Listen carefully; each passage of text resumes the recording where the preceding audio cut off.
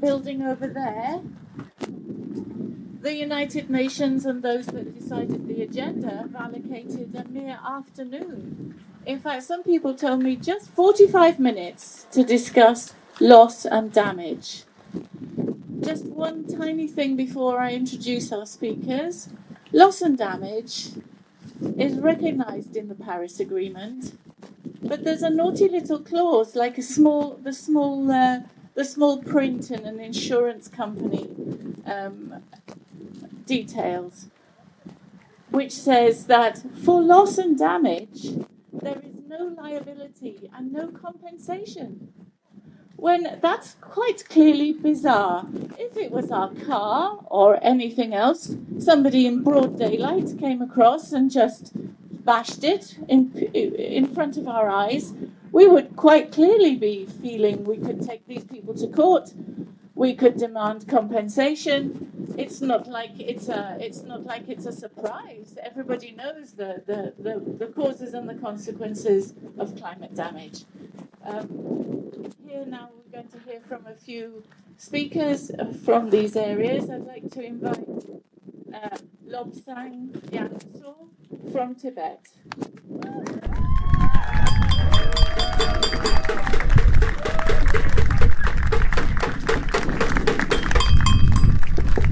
Hello everyone, Tashidele. I'm Lobsang.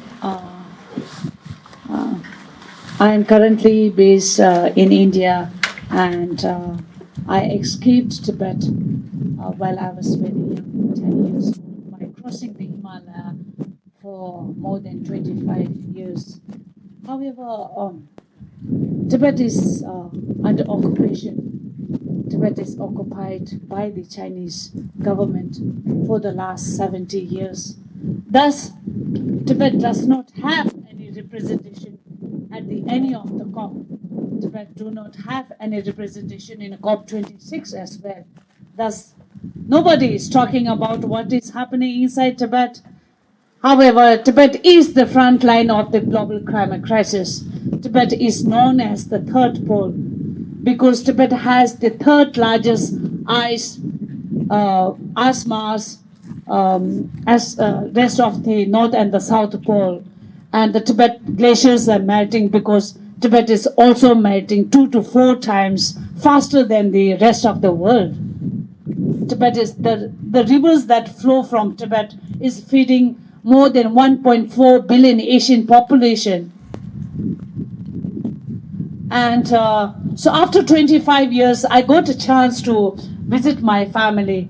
And when I went there, everything has changed. The land that my family owned has been taken away by the Chinese government, forcefully taken away by the Chinese government. And the kind of surveillance over there is terrible. And now, because of the climate change and human activities, such as the infrastructure development policies, Tibetans are facing huge climate disasters, but there is no compensation in that. And when China formed the policy and climate policy, Tibetans are never included in the policy making and also in the policy implementation. Tibetans do not have any voices in Tibet. Tibetans do not have any voices in COP26. And the kind of infrastructure development that is happening, mining, the damming. China has dammed almost all the rivers that flows from Tibet. This space is meant so much to me. It is a space that is represent for the voices of the 6 million Tibetans. And I am so happy and I'm so grateful for the space that I got and the opportunity I got. And thank you so much for the organizer, Kathy. Thank you.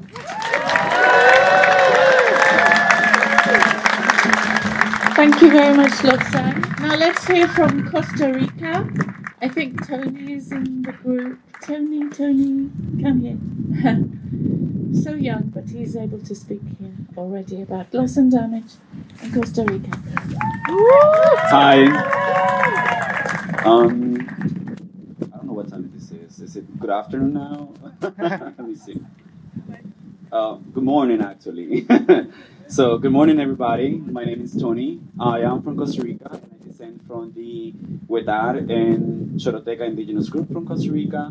And I want to share today a bit about loss and damage, specifically from my own context. I come here, and I've been interacting with many others from the UK, and they are surprised when I tell them I'm indigenous Costa Rican, because when they went, they didn't see nobody who was indigenous Costa Rican. And that is especially because we have been secluded and basically forced to live in certain indigenous reservations outside of the public eye, right? But we exist, right? And I want to say that today. We exist, we matter, and thank you all so much. Thank you, Tony. I'd like to call upon, I'm not sure how to pronounce your name.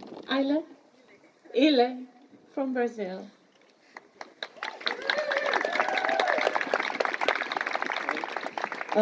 Good morning, everyone. I'm almost freezing right now. I think I'm coming back to Brazil without any fingers, but thank you, everyone for listening to me and giving this opportunity. Someone, a black woman from the Global South, came in here in front of everyone and speak.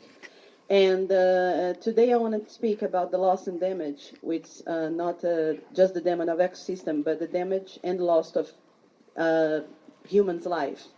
Well, in my country, people are starving, while the agribusiness and the great corporations, they are being helped by our government, Bolsonaro's government. They are disrupting our ecosystem to feed people here in Asia. As these countries of Mr. Global North, they are export their emissions to us. And the government of Jair Bolsonaro, I'm sorry, I really don't like to shame and blame, but I think we need shame him. Yeah, blame him. It helped enormously this process because him and his environmental minister, or environmental sinister, as we call it, Joaquim Leite, they are causing the wrecking of our environmental laws.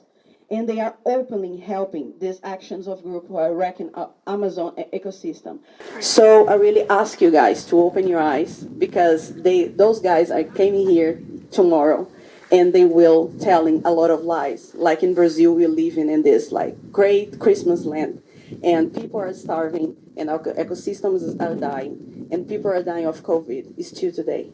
So thank you very much for your attention, and open your eyes. And I'm really, really glad that you guys from Global North it's finally recognize the injustice of the system. Thank you very much. Now I'd like to invite Ralph from Tunisia to talk about loss and damage in Gabes. Good morning. I'm Raouf. I'm from Tunisia. We in Tunisia and in my city gaps we have this polluting industry to introduce a lot of material that we don't need. Introduce this material only to sell it to the global north country. In this campaign they only care about money. The government having money from this campaign. And when we talk with people, I mean they are poor people. It's not easy sometimes to talk with poor people about environment and about climate justice. So people only need to work. The only place to work is there.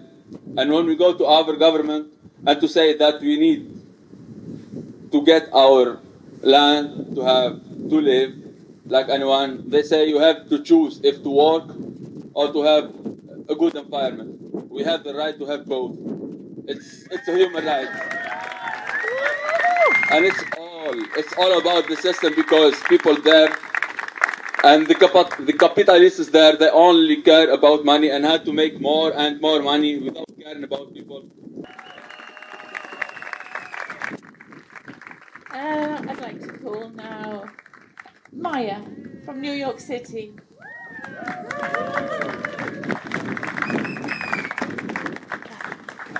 Hello, good morning. Nyoka Ksutin Maya Chipana, Nyoka Kani Keshwawarmi. Hi, good morning, everyone. I'm a New Yorker, born and raised from Lenape, Hoking, currently occupied New York City. But my family lineage is Quechua from the Altiplano region of Bolivia. And I want to talk about a few things today on this morning here next to these waters. You know, food, our connection with food, and the loss of our connection with the food is a loss of collection of culture. Where my family is from, the seeding, the planting, the harvesting, it comes with ceremonies, and it comes with songs, and it comes with dances, and it comes with traditions. And when we lose that connection of eating what we harvest, we're losing all of those traditions too. Where I'm from, there's over like 36 languages, and the most widely spoken one is Quechua, which is the language that my grandmother spoke, and she actually never learned the Spanish language for her whole entire life. And it makes me think about that wasn't too long ago, that was just my grandmother, and how fast things are changing, but that also means how fast we can also go back to the roots and remember what is important and what are our roots. Neoliberalist government of Chile, such as Piñera, is just an extension of some of those things that we think are an ugly part of history, such as the dictatorship of Pinochet. But this sort of extractive and violent, oppressive powers, they're still happening today. And we can see that in the illegal logging and in the illegal occupation of the Mapuche territories, of the Mapuche people of Chile and Argentina. And along with those industries, I also want to, illegal extractive industries, I also want to mention the lithium extraction in Bolivia, where my family is from. And I want to talk about the loss and damage of that too, that when we extract, we're losing that harmony with Mother Earth, we're losing that connection with Mother Earth, and we're not giving back. And how I was taught, you have to offer before you take. And so I want us to ask ourselves, and I want to ask them when they meet there tomorrow for those 45 something minutes, what are they giving back to Mother Earth while they're taking all of this? What are they doing? What are they offering? What is it that they want? We have to remember the root of things, and we can't lose the history of things, because the rubber industry, colonization, violent governments that really just want to take. It's not just history. It's today. You know, indigenous people, they're facing the same things that they faced years ago. Nothing really has changed. It's just had more prettier terms, and the United Nations maybe had just invented some other terms, but really it's just an extension of colonization, and I want to question that. And that's all I really have to say today. Thank you for your time. say that, like, once this question is opened, it has been my permanent experience that there is a torrent of experience coming out, and I think that it's just we don't have time to listen to all this yet, but it's lovely to hear and spend this time and listen a little. Thank you very much.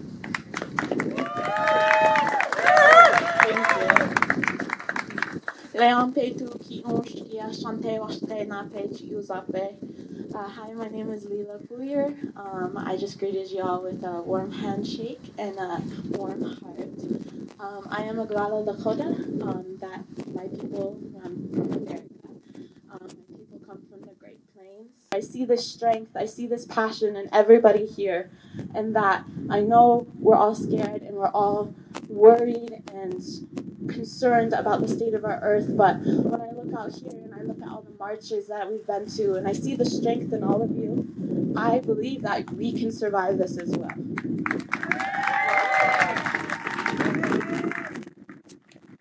Yeah, I believe we have the strength to survive it, and I believe that Indigenous peoples, we're at the forefront of this. We can help lead y'all. We've been through this.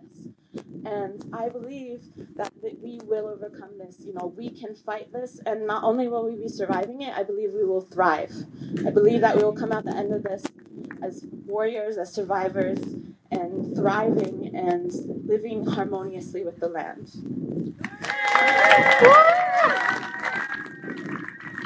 So I just want to take one more moment to thank Extinction Rebellion for giving me this space to talk. And I'm really grateful to be here. As a Glala Lakota, I never thought I'd be standing in Europe talking about my people. So, Wofila Tanka. Thank you.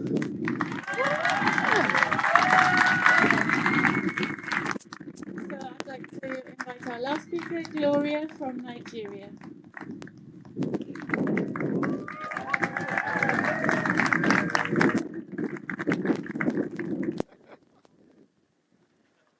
Speaking about loss and damage in Nigeria, it's quite worrisome, and the losses are huge. In the southern part of Nigeria, where we have the oil spill, and so this has been going on for several years, and nothing has been done about it.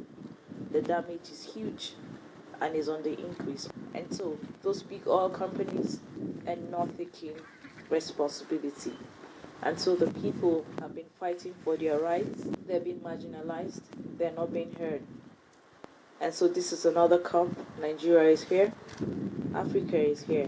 We're facing a lot of loss and damage. And then going back to the northern part of Nigeria where I come from, I like to speak about that with so much passion. Because I am there and I know what is happening there. The northern part of Nigeria is blessed with very rich natural resources. We have quite a lot of animals there. We have very good bird species. We have very large forest areas. We have very good fertile land. And so most of the communities known for food production in that area. But of course, with the climate change coming in, the desertification, deforestation, so the loss is huge, the damage is huge, lives have been lost, properties have been lost, and yet nothing is being done about it. So where will these people fall back to? They've been marginalized, they don't even know who to speak to. It saddens my heart that we have very little time for loss and damage in COP26. I demand that an alternative should be given to them. They have other sources of livelihoods where they can fall back to. I mean, the loss is just too much to talk about. Thank you.